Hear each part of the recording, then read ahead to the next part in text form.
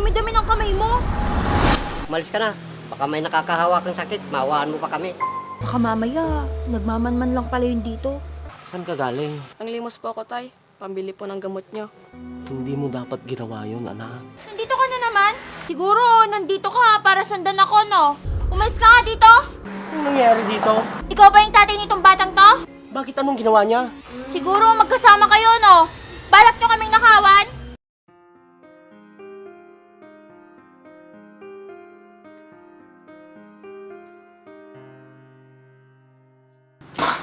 Pa, thank you po sa binigay niyong kwintas sa akin, ha? Bagay na bagay po sa akin. Mabuti naman anak na gustuhan mo. Oo naman po, pa.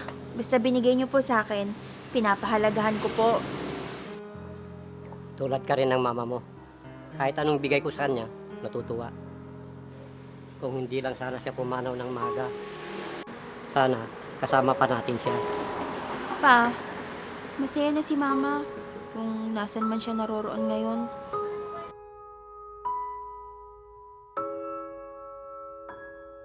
Alam ko anak, bigla ko lang siyang naalala. Tay, palimos po. Ate, pwede po makingi po ng barya. Kahit konti lang po. Ano ba? Huwag mo akong hawakan. Ang dumi-dumi ng kamay mo. Oh, ito. Umalis ka na. Baka may nakakahawa kang sakit. Mawaan mo pa kami. Salamat po. Wala bang magulang yon? Baka mamaya, nagmamanman lang pala yun dito. Tapos isang araw, nakawan pa tayo. Oo nga anak. Parang ngayon ko lang nakita yung batang yun dito sa atin. Tara na pa. Alis na po tayo. Medyo nagugutom na rin po ako. Sige anak, saka ka na sa sasakyan natin. O, Tay, bakit bubungangan kayo? Masakit na kasi ang likod ko, anak, sa kakahiga. Kaya gusto ko naman bumangon. Sige po. Salamat, anak. Siya nga pala, saan ka galing? Ang limos po ako, Tay. Pambili po ng gamot nyo. Hindi mo dapat ginawa yun, anak. Gagaling din ako. Hayaan mong ako ang maghanap buhay para sa'yo. Opo, Tay. Naaawa lang po kasi ako sa inyo.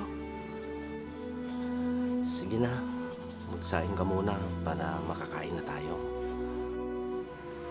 Tay, ito na po yung gamot nyo. Salamat, anak. Hayaan mo, bukas magtatrabaho na si tatay. Magpagaling po kayo. Oo naman, anak, gagaling si tatay. Sige po, magsasayang na po ako. Sige, anak.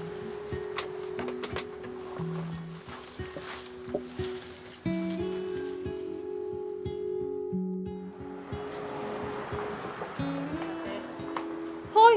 Ano ba? Nandito ka na naman? Di ba ikaw yung nanlilimos sa amin? Opo. Siguro, nandito ka para sundan ako, no? Sino kasama mo, ha? Baka mga masasamang tao kayo. Naku, hindi po. Sino kaya yun? Bakit niya sinisigawan ng anak ko? Umalis ka nga dito! Baka mamaya, nakawan mo pa ako. Hindi po magnanakaw. Anak, anong nangyari dito? Ikaw ba yung tatay nitong batang to? Oo, ako nga po. Bakit anong ginawa niya? Siguro magkasama kayo, no? Balak nyo kaming nakawan? Ano pong sinasabi niyo? Walang galang lang, miss. Kahit mahirap lang po kami, hindi kami masamang tao. Hindi po kami magnanakaw. Tinutulungan ko lang po ang tatay ko may sakit noon. Papalusot pa kayo? Ganyan naman kayong mahihirap eh. Gagawa ng paraan para lang makapagnakaw. Tara na nga, anak. Baka mapatulan ko pa tong babaeng matapobre na to. Hoy! Ayoko na makita yung mga pagbumukha niyo dito, ha? Mga hampas lupa. Upo muna tayo dito, anak.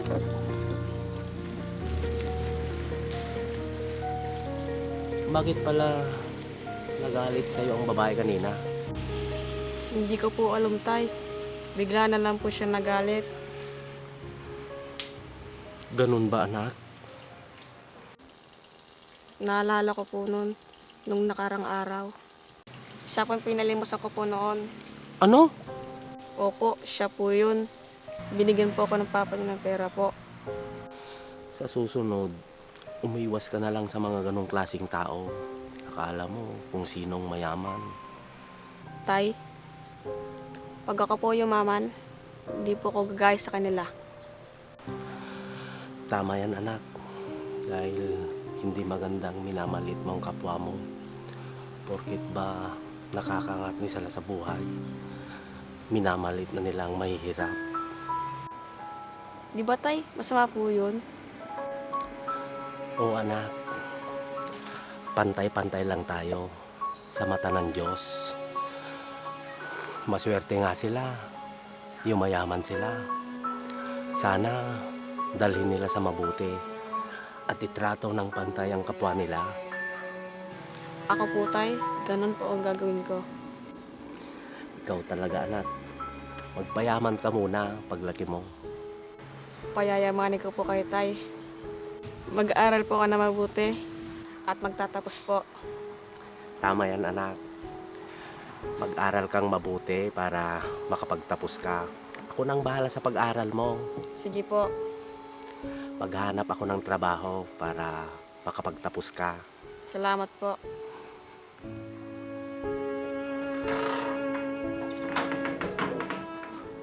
Tama na po. Kanina ka pa ba, anak? Opo pa. Kaso, nakita ko na naman po yung batang lalaki kanina. Kasama niya po yung tatay niya. Oh, anong ginawa nila? Naku, nanlilimos na naman sila. Siguro kasabot niya yung tatay niya. Baka modus nila yun. Huwag ka kasing umalis ng mag-isa, anak. Magpasama ka kay Yaya. Eh, may bibilin lang po sana ako sa tindahan kanina. Kaso, nagkataon, nandun na naman yung batang nanlilimos. Hinawakan pa ako, kadiri. Bakit, anak? Sinusundan ka ba nila? Hayaan mo, anak. I-report natin sa barangay para hindi sila makalapit sa'yo. Opo pa. Natatakot po kasi ako. Baka mamaya, bigla na lang nilang hablutin yung bag ko. Magpasama ka kasi kay Yaya o kaya kay Rysel, yung pinsan mo. Ayoko nga pa. Laging nagpapalibre yun pag kasama ko siya. Ang takaw kaya nun? Di bali na, anak, pinsan mo naman siya. Ano ba yan? Mas gusto ko pang kasama yung mga pinsan ko sa side ni Mama. Nandito na si Rysel, kapitbahay lang natin sila. Bakit? Ayaw mo ba siyang kasama? Basta pa, ewan ko ba, hindi ko talaga sila ka-close. Di ba po yung kapatid nyo, si Tita Ruby? Dati po, inaaway kayo nun? Hindi ko po makakalimutan yun pa. Bata pa lang po ako nun, pero natatandaan ko po yun. Anak, patagal na panahon na yun. Away naming magkapatid, kaya huwag kayong sumali. Nakita mo naman pa, dati ang yabang-yabang ni Tita Ruby. Eh ngayon, nasan na sila? Naghirap na sila ng tuluyan. Oo, masakit ito sa akin ang nangyari, Ruby. Pero tama lang sa'yo yan. Mayabang ka kasi dati. Pa, kumain na po ba kayo? Hindi pa, anak. Nagluto na ba si Yaya ng pagkain natin? Naku pa, hindi pa po. Mag-order na lang po tayo dito. Marami pong masasarap na pagkain. Sige, anak. Mag-order ka na lang para hindi na tayo magluto. Okay pa.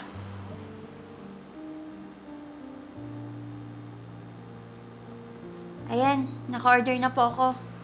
Sige, anak. Papasok muna ako sa kwarto. Sige pa.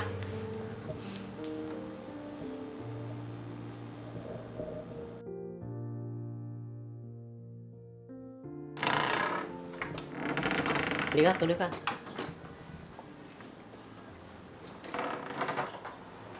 Sigurado ka bang hindi magagalit yung anak mo?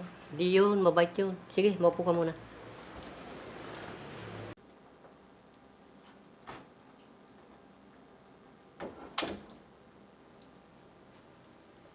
Pa, sino yung kasama mo? Anak, si Gladys nga pala. Siya pala ang girlfriend ko. Dito muna siya titira sa atin. Ano pa? Bakit? Hindi pwede. Sige lang muna dito. Huwag ka naman ganyan kay Tita Gladys mo, nakakahiya. Pa, ayoko sa kanya. Anak, maintindihan mo naman sana ako. Gusto ko din may kasama sa buhay. Pa, nandito naman ako ah. Hindi mo ako naintindihan eh. Kailangan natin may katuwang dito sa bahay. Kagaya niyan, nilayasan tayo ni Yaya. Kailangan natin na may mag-asikaso sa atin. Romeo, okay lang. Kahit na wag mo na akong tumira dito. Hindi ako papayag na alis ka. At ako ang masusunod sa pamamahay na to. Mag-aaway lang kayo ng anak mo dahil lang sa akin. Pabayaan mo na siya. Basta sinabi ko na dito ka titira, dito ka titira. Oo. Sige. Sige, tara na sa kwarto. Sige.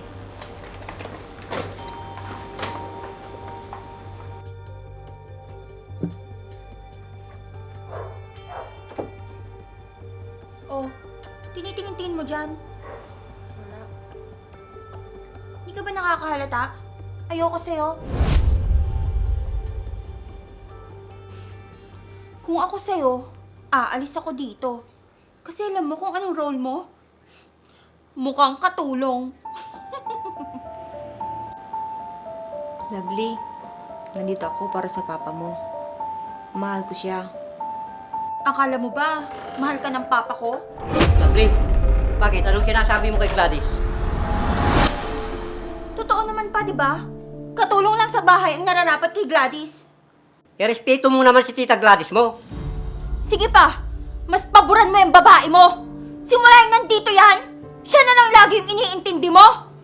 Anak, hindi naman sa ganun. Sana naman, tanggapin mo siya bilang pangalawang mama mo. Kahit kailan, hindi ko matatanggap yan.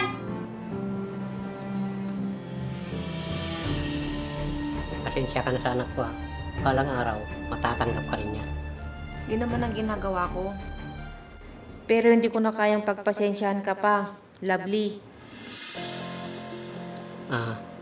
Nakapagluto ka na ba, Gladys? Oo. Nakapagluto na ako. Tara, kain na tayo. Okay, tara.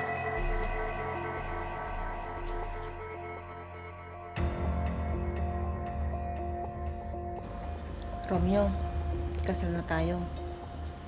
Salamat nga pala sa pagmamahal mo. Ano ka ba? Pinakasalan kita dahil gusto kita makasama habang buhay.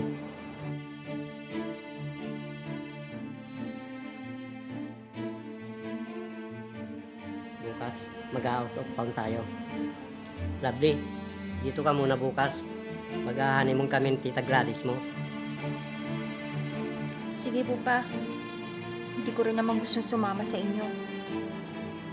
Mabuti naman, sagabal ka lang sa amin. Tara na, sa loob. Sige.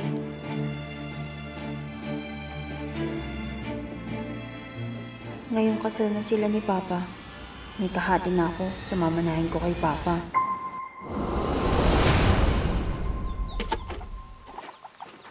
Anak, may magandang balita ako sa'yo. Ano po yun, Tay? Magkakaroon na ako ng magandang trabaho. Talaga po, Tay?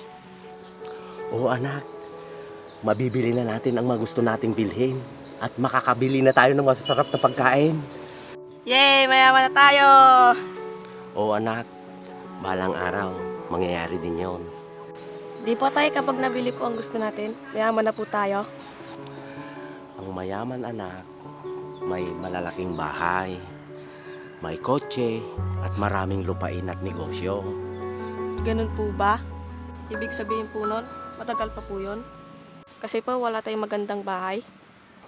Basta anak, mangarap ka lang at palagi kang magdadasal. At higit sa lahat, magpakabuti ka palagi para lalapitan ka ng grasya. Opo, Tay. Sige na anak, tamang-tama, may dala pala akong ulam sa lamesa. Tara na po, Tay. Kumain na po tayo. Sige na anak, mauna ka na. Kumain na ako sa labas eh, kaya binilhan na lang kita. Sige po, Tay. Kakain na po ako. Sige anak.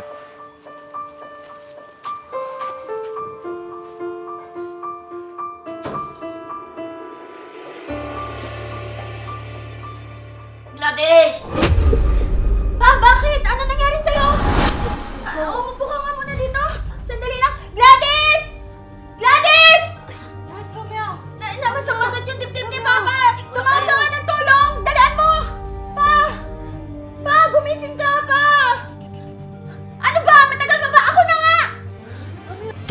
namin ng tulong! Dito po sa sa village kay Romeo Residence po! Pakibilisan po! Pa! Pa! Pa! Gumising ka pa! Pa! Pa! Gumising ka!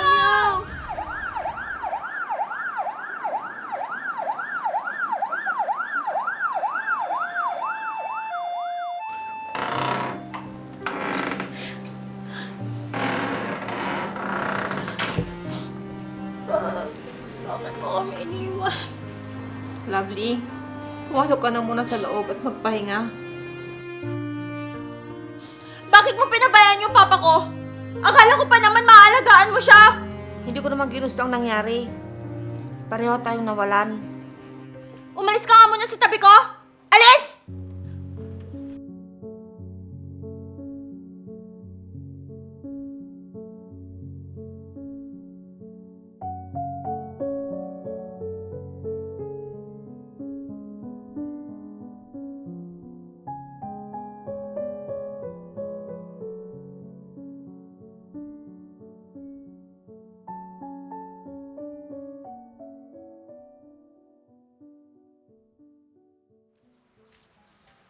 Bakit kaya malungkot si ate? Malapitan nga.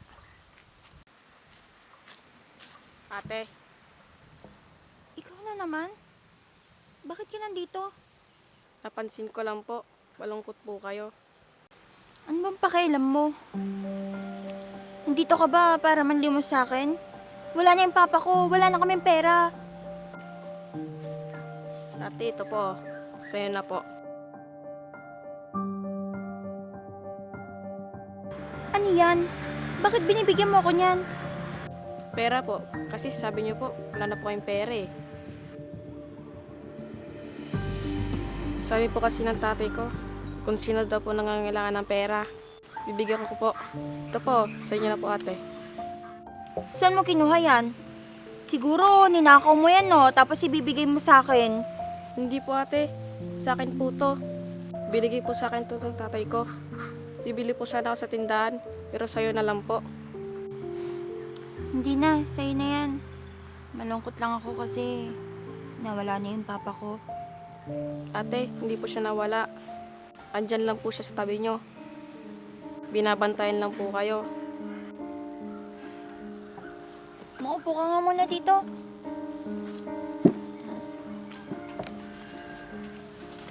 Bata, pasensya na kayo ng tatay mo ha. Dahil minaliit ko kayo noon. Hindi ko akalain na mangyayari to sa akin. Nawala yung papa ko. Nawala na din yung mga iniwan niya na dapat para sa akin. Kinamkam lahat ng asawa niya. Hindi man lang ako tinirhan.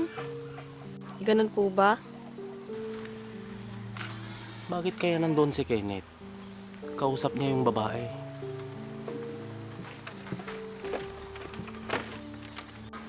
Akala ko pa naman, hindi kami maghihirap ng ganito.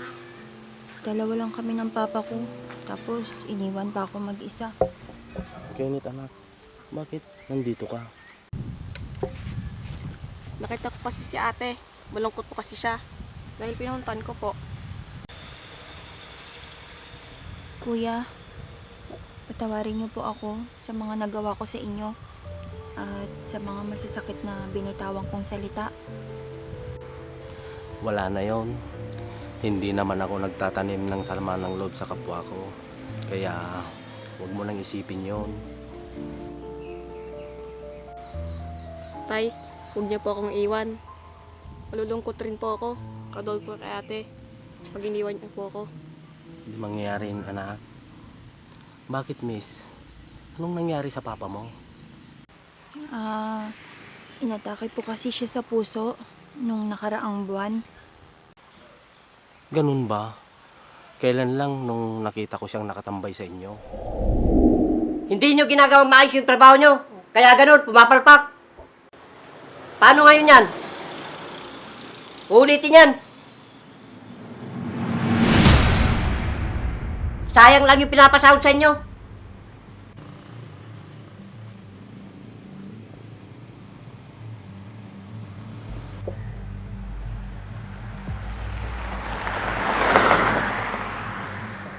Mukhang may nararamdaman ng lalaking yon.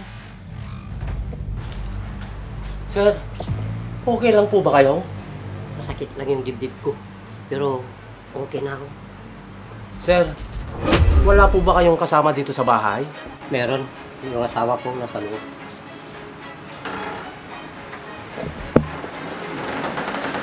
Romeo, sino siya? Sige sir, alis na po ako. Salamat. Huwag kang nakikipag-usap sa di mo naman kilala. Di naman. Magmamagandang loob lang siya. Sumakit lang yung dibdib ko, Gladys. Asawa niya ba talaga yon? Mukhang hindi man lang nag-alala sa asawa niya. Pumasok na nga tayo sa loob. Umaarte ka na naman dyan.